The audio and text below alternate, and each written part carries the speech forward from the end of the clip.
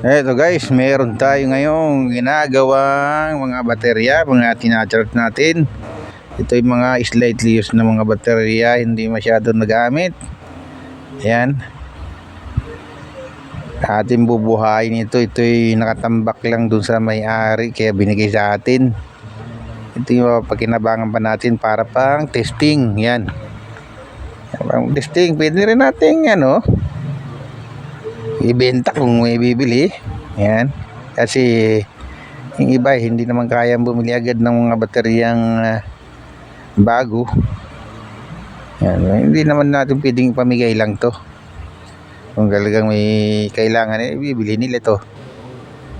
Yan. Yan, kumakarga na siya. Kanina walang tubig itong isa na to, kaya nilagyan natin siya ng tubig. Yan lang ang paraan diyan. Ngayon ko lang ang ating na video. Kanina may ginawa tayong binis na motor. Hindi ko na video. Hindi siya mag-start, kaya tinulak dito papunta sa aking gawaan.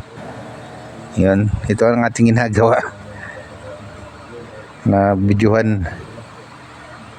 Okay lang to. Bawi na lang tayo sa sunod na video. Nakalimutan natin i-video yung ginagawa natin. Thank you guys for watching.